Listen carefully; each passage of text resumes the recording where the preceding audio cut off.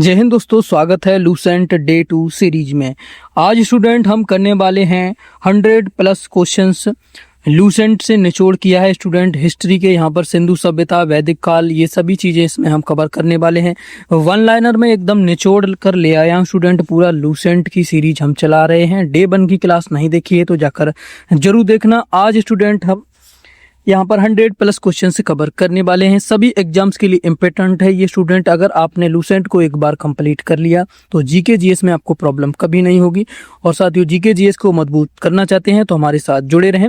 यहाँ से आपकी लूसेंट बिल्कुल कवर मैं आपको करा दूंगा, चैप्टर वाइज कवर करा दूंगा। बिल्कुल इंपॉर्टेंट चीजें को ही निकाल कर मैं लाता हूँ। तो चलिए शुरू करते हैं बिना टाइम वेस्ट के। साथियों देखिए,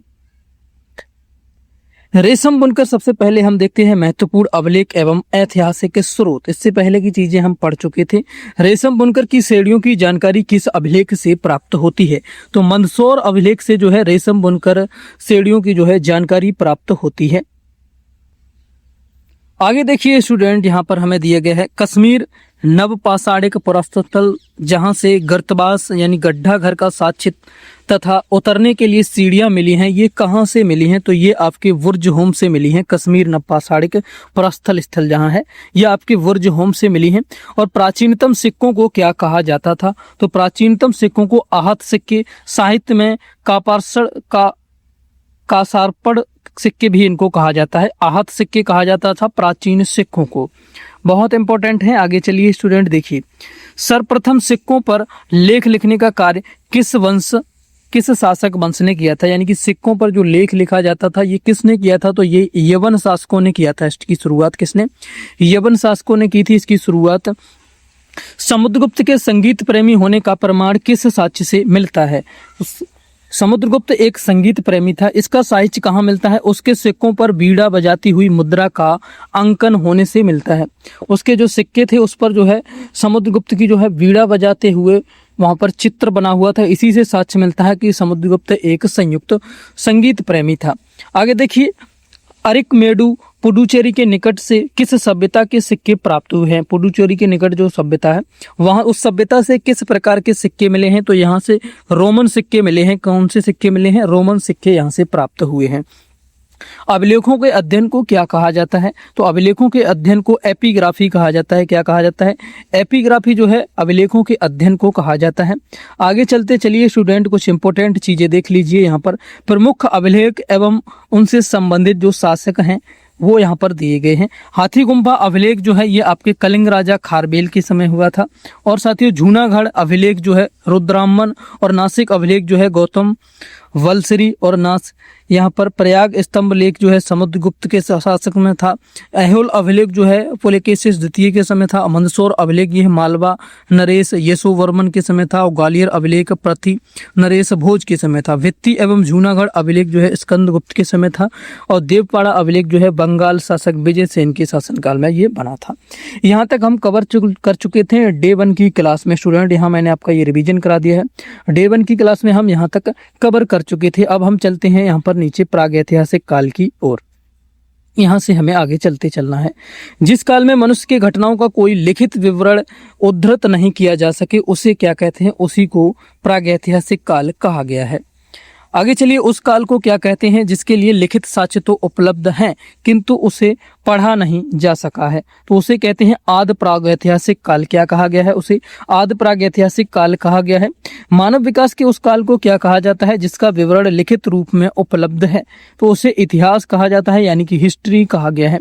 ज्ञानी मानव यानी कि होमोसेम्पियस का प्रवेश इस धरती पर कब माना जाता है? होमोसेम्पियस का जो प्रवेश है धरती पर लगभग 30 से 40 हजार वर्ष पूर्व माना जाता है। पूर्व पाषाण युग पुरापाषाण काल के मानव की जीविका का मुख्य आधार क्या था? इनकी मानव जीविका का जो मुख्य आधार था खान पान, वो आपका शिकार था। हंटिंग करते थे, उसी से ये अपना जीवन यापन करते थे। आगे देखिए, आग का आविष्कार जो है किस काल में हुआ था? तो आग का आविष्कार आप सभी को पता होगा पुरापाषाण काल में हुआ था। पहिए के आविष्कार की बात की जाए तो नवपाषाण काल में पहिए का आविष्कार हुआ था। मनुष्य में स्थायी निवास की प्रवृत्ति सबसे पहले किस काल में हुई थी? स्थायी निवास यानी कि एक ही जगह मनुष्य रहेगा, वह नवपाषाण काल में मिला था। कहाँ पर? इसका साक्ष्य आपका नवपाषाण काल से हुआ था। आगे देखिए, मनुष्य ने सबसे पहले किस पशु को पालतू बनाया था? तो कुत्ते को बनाया था, सब जानते हैं कुत्ते को मनुष्य ने सबसे पहले पालतू पशु बनाया था। मनुष्य ने सर्वप्रथम किस धातु का प्रयोग किया था? तो तांबा धातु का मनुष्य ने सर्वप्रथम प्रयोग किया था। मनुष्य द्वारा बनाए जाने वाला प्रथम औजार कौन सा था तथा यह कहां से प्राप्त हुआ है? तो स्टूडेंट, सबसे प्रथम जो औजार बनाया था मनुष्य ने कुल्हाड़ी बनाया था, जिसका प्राप्ति स्थल है अतिरम पक्कम। कहां से मिलता है? अतिरम पक्कम से इसका साक्ष्य मिला है। कुल्हाड़ी जो है मनुष्य ने प्रथम औजार अपना बनाया था। कृषि का आविष्कार किस काल में हुआ था? कृषि का आविष्कार जो है नवपाषाण काल में हुआ था। कृषि के लिए अपनाई गई सबसे प्राचीन फसल कौन सी थी? तो सबसे प्राचीन फसल जो थी गेहूं एवं जौ थी। कौन सी थी? गेहूं एवं जौ थी। कृषि का प्रथम साक्ष्य यानी कि उदाहरण कहाँ से मिलता है? तो कहाँ से मिलता है? ये आपका मेहरगढ़ पश्चिमी बलूचिस्तान से मिलता है। कहाँ से मिलता है? मेहरगढ़ से, जो कि पश्चिमी बलूचिस्तान में है। आगे देखिए, भारत में चावल के प्राचीनतम साक्ष्य कहाँ से मिले हैं? तो भारत में प्राचीनतम जो साक्ष्य मिले हैं चावल के, ये आपके कोल हिडबा से मिले हैं। कहाँ से मिले हैं? कोल हिडबा से मिले हैं। भारत में प्रथम प्रापाषाण कालकृति की खोज किस स्थान पर हुई थी? तो इसकी खोज जो हुई थी आपकी पल्लवारम नामक स्थान पर इसकी खोज हुई थी। 1863 में भारत में प्रापाषाण कालीन औजारों की खोज करने वाले प्रथम व्यक्ति कौन थे? 1863 में जिसकी खोज की थी। तो स्टूडेंट, ये थे जो आपके रॉबर्ट ब्रूस फुट थे। कौन थे? रॉबर्ट ब्रूस फुट में जो है भारत में प्रापाषाण कालीन औजारों की खोज की थी इन्होंने। भारत का सबसे प्राचीन नगर कौन सा था तथा इसका अर्थ क्या है? सबसे प्राचीन नगर जो है भारत का था स्टूडेंट मोहनजोदड़ो, जिसे सिंधी भाषा में अर्थ यानी कि मृतकों का टीला कहा गया है। इसका अर्थ क्या है? मृतकों का टीला। भारत में पाए जाने वाला एकमात्र मानव भाव कपि कौन सा है? मानव भाव कपि जो है स्टूडेंट असम श्वेत भ्रूम गिवन है। कौन सा है? असम का श्वेत भ्रूम गिवन है। इनाम गांव किस युग की एक बड़ी बस्ती थी? इनाम गांव जो एक बस्ती थी किस युग की बड़ी बस्ती थी? तो ये एक स्टूडेंट ताम्रपाषाण युग की स्थिति थी, एक बड़ी बस्ती थी जिसे जारबे संस्कृति से संबंधित थी। किससे थी? जारबे संस्कृति से संबंधित थी और ताम्रपाषाण युग की एक ये बड़ी बस्ती थी। आगे चलिए क्वेश्चन देखते हैं। यहाँ से हमारा इंडस वैली सिविलाइजेशन यानी कि सिंधु सभ्यता शुरू होती है। सबसे ज्यादा क्वेश्चंस यहाँ से बनते हैं एग्जाम्स में, हिस्ट्री में स्टूडेंट, तो यहाँ से बिल्कुल मिस मत करना। आप किसी भी एग्जाम की तैयारी कर रहे हैं तो उन सभी के लिए ये क्लास बहुत ज्यादा इंपॉर्टेंट है। उससे पहले एक रिक्वेस्ट है, जिन साथियों ने चैनल को सब्सक्राइब नहीं किया तो सब्सक्राइब कर लें स्टूडेंट। यहाँ पर हम लूसेंट पूरी कवर करने वाले हैं, page by page, line by line student. जो भी इंपॉर्टेंट क्वेश्चन यहाँ पर हम वन लाइनर की सीरीज बनाकर ला रहे हैं, सभी लूसेंट से ही यहाँ पर लिए गए हैं, कुछ भी बाहर का यहाँ पर नहीं है। बस इनको टाइप करा दिया गया है जिससे आपको अच्छी तरीके से समझ में आ जाए, विजिबल हो जाए चीजें, इसलिए से। तो सभी साथी चैनल को सब्सक्राइब करके वीडियो को लाइक करें, ज्यादा से ज्यादा शेयर करें और बेल आइकन को भी ऑन कर लें। अगर आप हिंदी की भी तैयारी करना चाहते हैं तो हमारा दूसरा चैनल है फ्यूचर एग्जाम्स, उससे जरूर जुड़ें। लिंक इसके साथ चैनल के साथ आपको मिल जाएगा, सब्सक्राइब करें। वहां पर केवल हिंदी की तैयारी विस्तार में आपको कराई जा रही है और स्टूडेंट जीके जीएस और हिंदी की बिल्कुल फ्री में तैयारी हमारे दोनों चैनल्स पर कराई जा रही है। तो जुड़े रहें। पीडीएफ पाने के लिए टेलीग्राम चैनल को ज्वाइन कर लेना, लिंक डिस्क्रिप्शन में मिल जाएगा। रेडियो कार्बन, यहाँ पर सिंधु सभ्यता देखते हैं स्टूडेंट। रेडियो कार्बन C14 विश्लेषण पद्धति द्वारा सिंधु सभ्यता की सर्वमान्य तिथि क्या मानी जाती है? सिंधु सभ्यता की सर्वमान्य तिथि की बात की जाए तो 2400 ईसा पूर्व से 1700 ईसा पूर्व जो है सिंधु सभ्यता की जो समय अवधि मानी जाती है। सिंधु सभ्यता की खोज 1921 में हुई थी। किसने की थी? राय बहादुर दयाराम साहनी ने इसकी खोज की थी। कब की थी? 1921, 1921 डेट याद रखना। सिंधु सभ्यता किस युग से संबंधित मानी जाती है? तो सिंधु सभ्यता जो है आदि ऐतिहासिक अथवा कांस्य युग से संबंधित मानी जाती है। किससे? आदि ऐतिहासिक अथवा कांस्य युग से ये संबंधित मानी जाती है। सिंधु सभ्यता के मुख्य निवासी थे, तो मुख्य निवासी जो थे स्टूडेंट द्रविड़ एवं भूमध्य सागरी जो है सिंधु सभ्यता के मुख्य निवासी थे, द्रविड़ थे और भूमध्य सागरी थे। आगे चलिए, सिंधु सभ्यता की भौगोलिक सीमाएं कौन सी थी?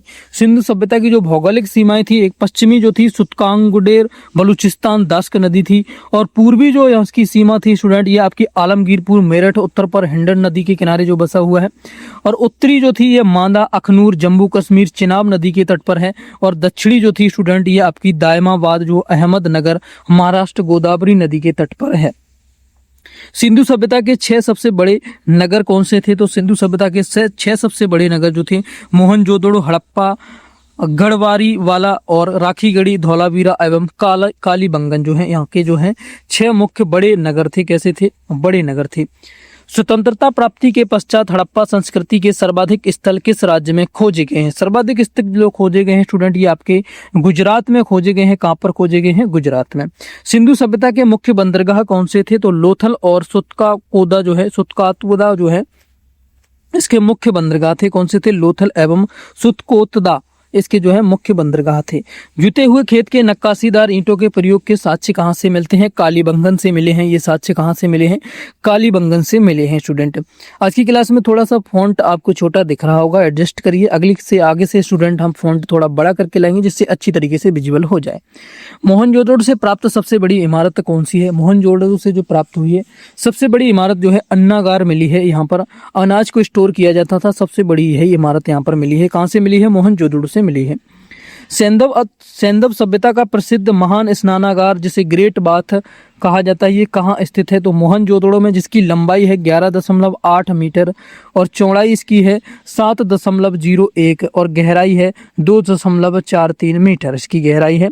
सबसे बड़ा स्नानागार यानी कि बाथ यानी ग्रेट बाथ इसे कहा गया है। ये कहाँ से मिला है? सैंधव सभ्यता से मिला है। अग्निकुंड के साक्ष्य कहाँ से प्राप्त हुए हैं? तो लोथल में कालीबंगन से प्राप्त हुए हैं। लोथल एवं कालीबंगन से जो है अग्निकुंड के साक्ष्य मिले हैं।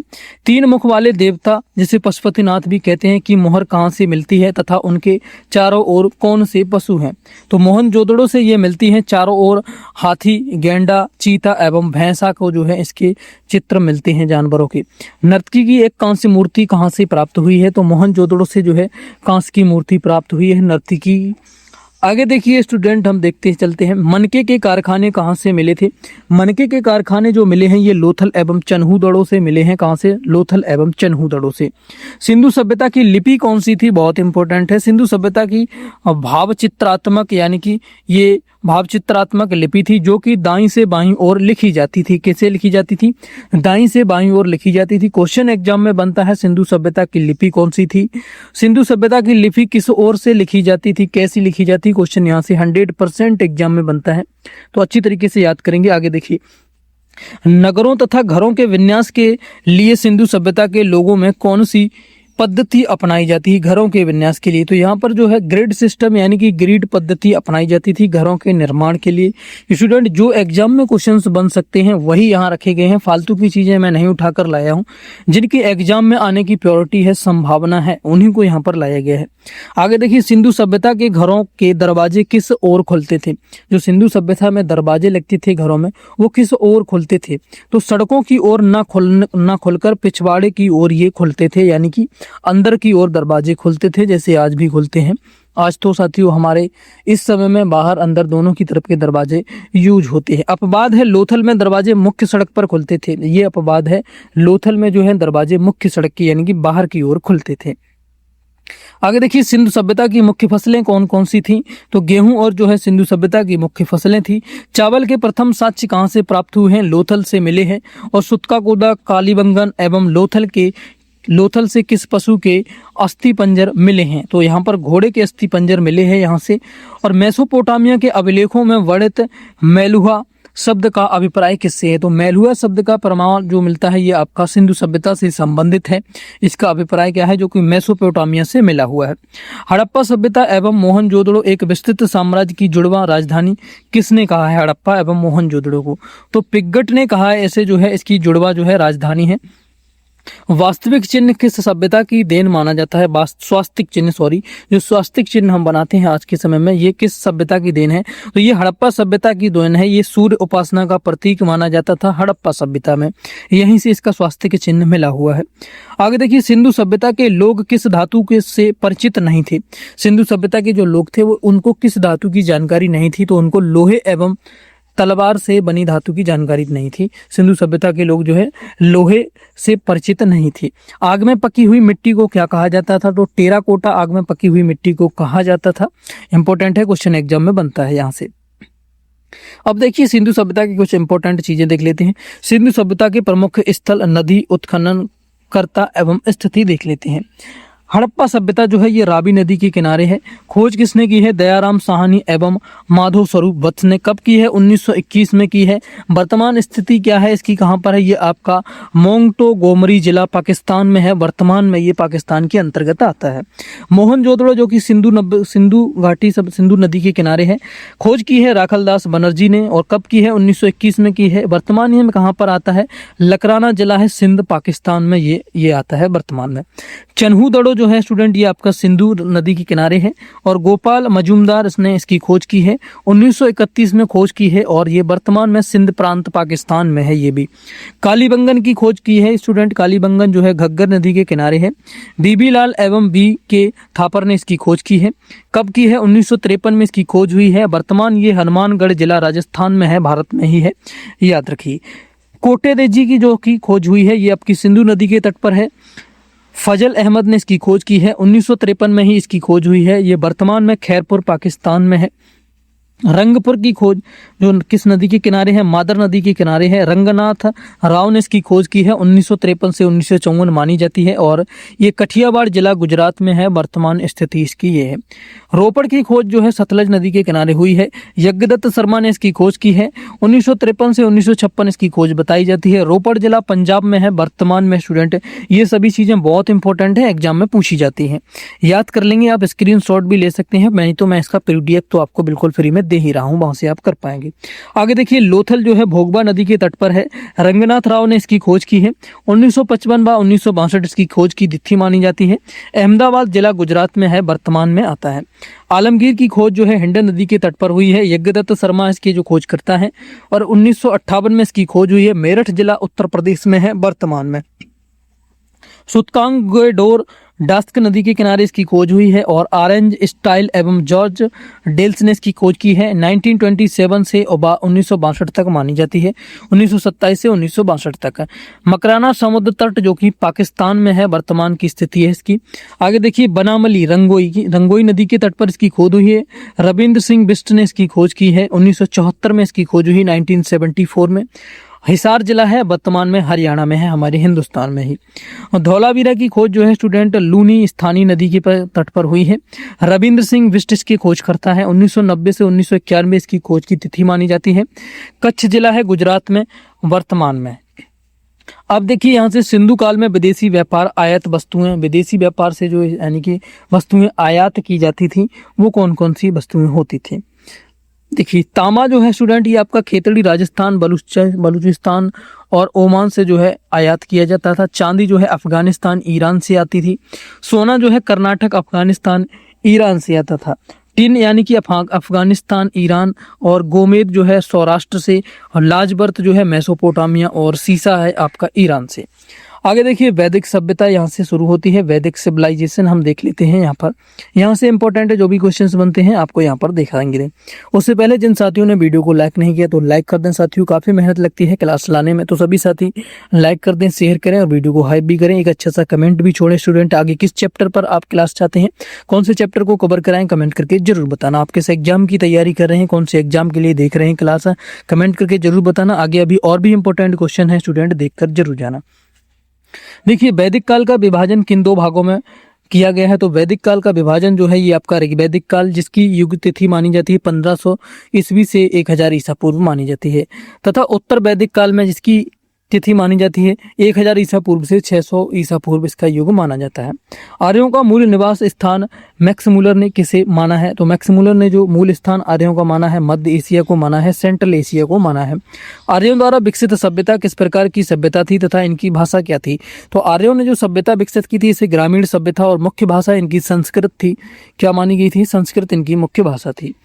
आगे देखिए, आर्यों की प्रशासनिक इकाई वर्ता क्रम, आरोही क्रम क्या था। ये स्टूडेंट इनकी कुल, ग्राम, विश्व और जन जो है इनकी जो है आरोही क्रम की इकाई थी।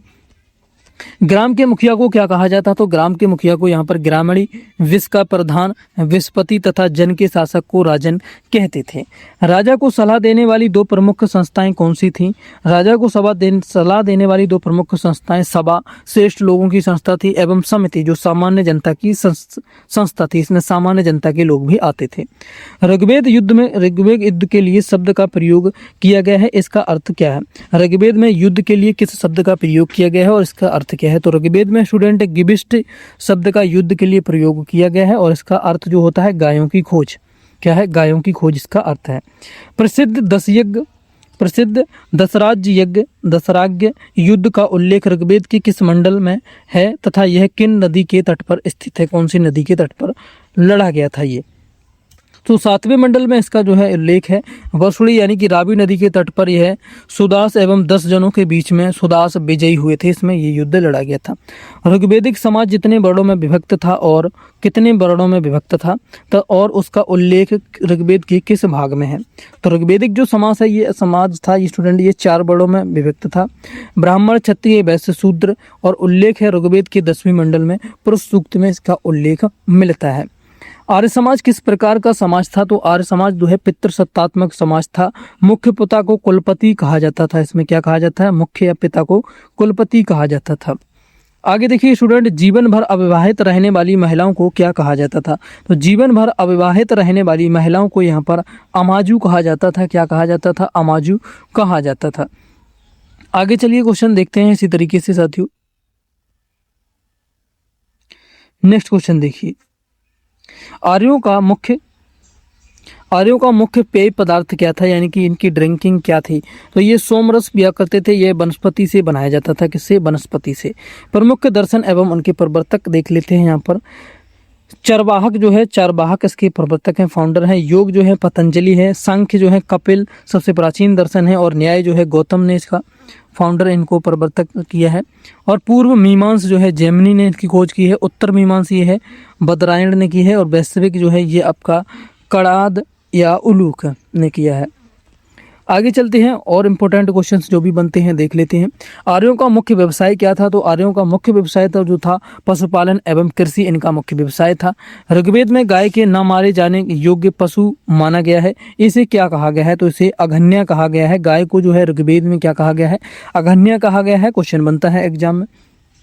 आर्यों का प्रिय पशु एवं सर्वाधिक प्रिय देवता कौन सा था? तो प्रिय पशु इनका घोड़ा था और सर्वाधिक प्रिय देवता इंद्र थे इनके लिए। आर्यों द्वारा खोज की गई धातु कौन सी थी तथा इसे क्या कहा जाता था? तो आर्यों द्वारा खोज की गई धातु जो है लोहे थी।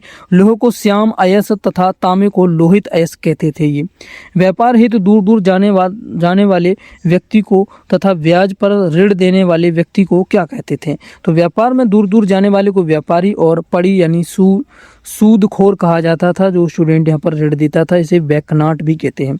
ऋग्वेद में सबसे पवित्र नदी किसे माना गया है तथा सर्वाधिक उल्लेख किस नदी का है? तो ऋग्वेद में सबसे पवित्र जो नदी मानी गई है, सबसे पवित्र नदी सरस्वती है और सर्वाधिक उल्लेख जो है सिंधु नदी का है। गंगा का 1 बार, यमुना का 3 बार यहाँ पर उल्लेख मिलता है।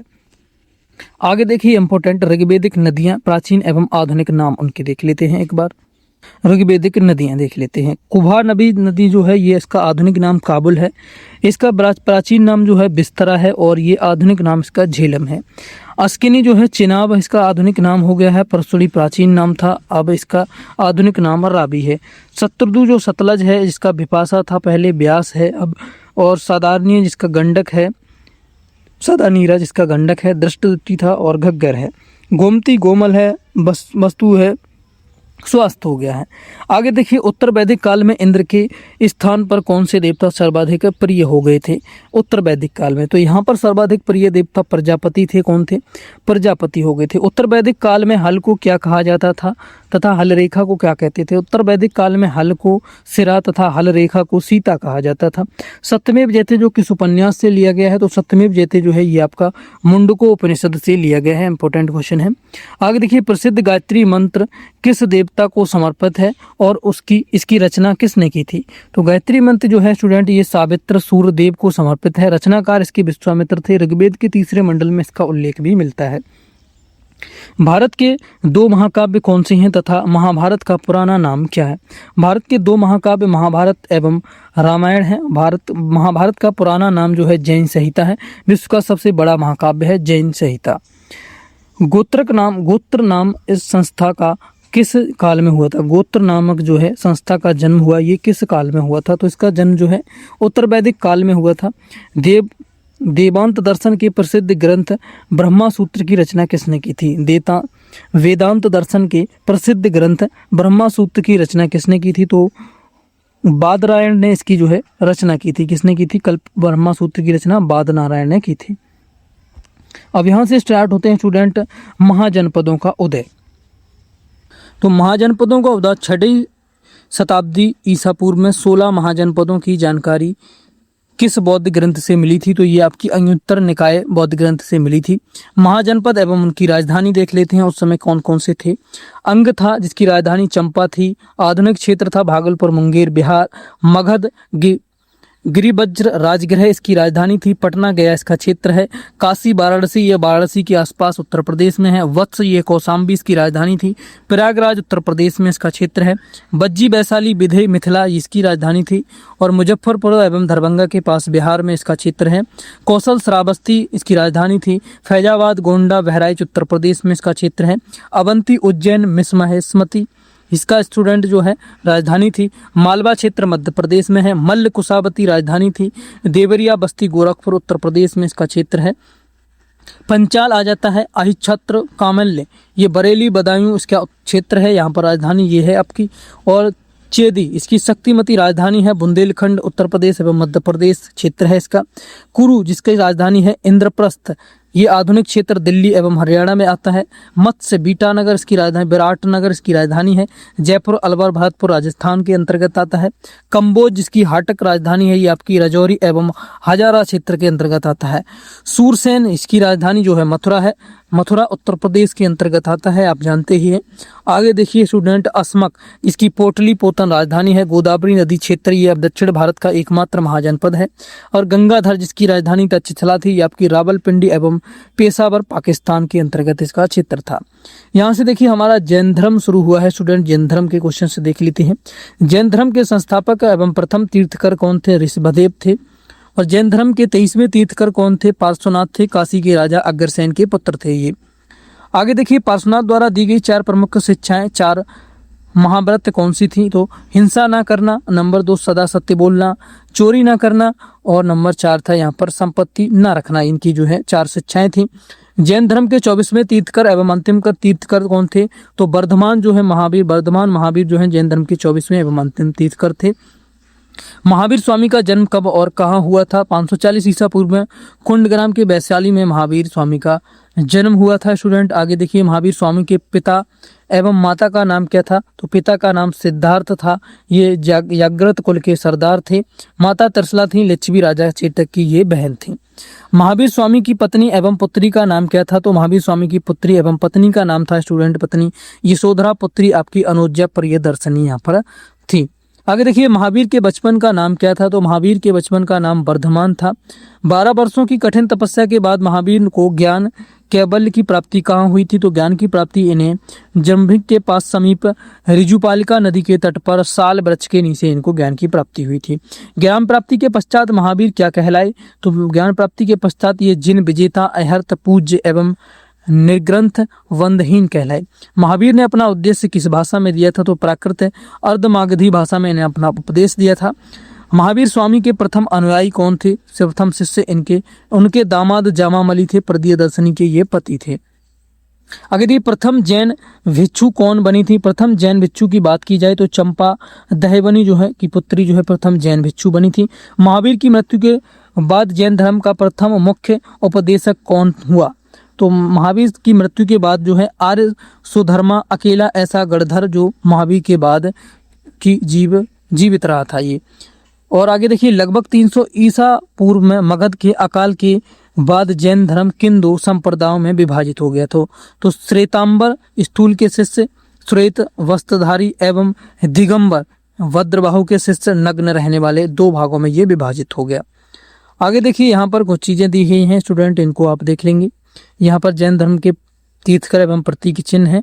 ऋषभदेव जो है प्रथम थे, इनका सांड प्रतीक चिन्ह था। यहाँ पर शांति 16वां था, प्रतीक चिन्ह हिरण था। और अजीतनाथ द्वितीय थे। स्तंभ संभव ये तृतीय थे और संप्रबाहु ये सप्तम थे। तो इनको आप देख सकते हैं। आगे देखिए क्वेश्चन नंबर 96 आ गया है। किन 2 जैन तीर्थकों का उल्लेख ऋग्वेद में मिलता है? तो ऋषिभदेव या अष्टसोन का उल्लेख इसमें मिलता है। आगे देखिए दोस्तों यहाँ पर हम देखते हैं जैन संगीतियाँ। जैन संगीतियाँ बहुत इंपॉर्टेंट हैं, इनकी डेट आपको याद जरूर रखेंगी। प्रथम जैन संगीति जो थी स्टूडेंट, ये आपकी 1300 ईसा पूर्व में हुई थी। स्थान इसका पाटलिपुत्र था। अध्यक्ष कौन था? स्थूल भद्र जो उस समय इसका अध्यक्ष था।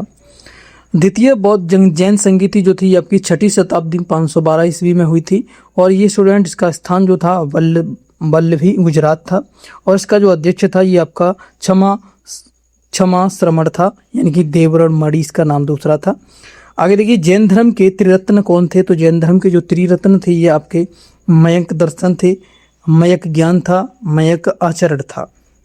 त्रिरत्न के अनुशील में 5वें महाव्रत के रूप में किसे महावीर ने जोड़ा था? तो यहाँ पर ब्रह्माचार्य को भी जोड़ा था। जैन धर्म में किसकी मान्यता नहीं है तथा किसकी मान्यता है? तो जैन धर्म में ईश्वर की मान्यता नहीं है, आत्मा, पुनर्जन्म एवं मर्कवाद की मान्यता इसमें है। आगे देखिए स्टूडेंट क्वेश्चन है इस तरीके से, इनको भी देख लीजिए एक बार। कर्नाटक के श्रवणबेलगोला में गोमेटेश्वर यानी बाहुबली की विशाल मूर्ति का निर्माण किसने करवाया था? तो इसमें जो है विशाल मूर्ति का निर्माण जो है मैसूर के गंग वंश के मैत्री चामुंड के प्रोत्साहन से 10वीं शताब्दी में हुआ था। खजुराहो के प्रसिद्ध जैन मंदिरों का निर्माण किन शासकों ने करवाया था? तो चंदेल शासकों ने जो खजुराहो के मंदिरों का निर्माण कराया था। मौर्योत्तर काल में कौन सा नगर जैन धर्म का प्रमुख केंद्र था? तो मथुरा जो है जैन धर्म का प्रमुख केंद्र था। जैन तीर्थकों की जीवनी संस्कृत में चरित्र कल्पसूत्र में है। इसके लेखक कौन है? तो कल्पसूत्र के लेखक जो हैं भद्रबाहु है। कौन है? भद्रबाहु जो है कल्पसूत्र के लेखक हैं। महावीर स्वामी को निर्वाण मृत्यु कब और कहाँ प्राप्त हुई थी? तो 468 ईसा पूर्व में 72 वर्ष की आयु में बिहार राज्य में के पावापुरी राजगीर में इनकी मृत्यु हो गई थी। स्टूडेंट इतने क्वेश्चंस में यहाँ पर लाया था। आज 104 जो क्वेश्चंस मैंने निकाले हैं यहाँ पर साथियों काफ़ी इंपॉर्टेंट क्वेश्चंस रहे ये साथियों, जो आपके एग्जाम में बन सकते हैं उनको निकाला था। आगे की क्लास स्टूडेंट जिसमें हम साथियों हिस्ट्री के और इम्पोर्टेंट टॉपिक्स कवर करने वाले हैं। चैप्टर वाइज हम यहाँ पर लूसेंट कवर कर रहे हैं। इसका बिल्कुल फ्री पीडीएफ हमारे टेलीग्राम चैनल पर मिल जाएगा, जिसका लिंक डिस्क्रिप्शन में दिया गया है। अभी जाकर ज्वाइन करें, वहाँ से बिल्कुल फ्री पीडीएफ लेकर ज़बरदस्त आप यहाँ पर तैयारी कर सकते हैं, प्रैक्टिस कर सकते हैं। साथियों अगर आप जीके मजबूत करना चाहते हैं तो आपको लूसेंट पढ़ना ही होगा, और लूसेंट आप नहीं पढ़ सकते हैं, बोरिंग लगता है काफ़ी, इसलिए मैं इसको साथियों उसमें यहाँ पर वन लाइनर में निकाल कर ला रहा हूँ। जो भी इंपॉर्टेंट चीज़ें हैं उनको निकाल कर यहाँ पर ला रहा हूँ, तो यहाँ से आपका कवर हो जाएगा। डेली आप जुड़े रहेंगे। अगर आप हिंदी की भी तैयारी करना चाहते हैं तो हमारा दूसरा चैनल है फ्यूचर एग्जाम्स, उससे जरूर जुड़े। वहाँ पर हिंदी की एकदम डिटेल में तैयारी करा रहे हैं, केवल हिंदी की ही, बिल्कुल फ्री में वहाँ भी हो रहा है, यहाँ भी बिल्कुल फ्री में हो रहा है। तो चैनल को सब्सक्राइब करें, वीडियो को लाइक करें।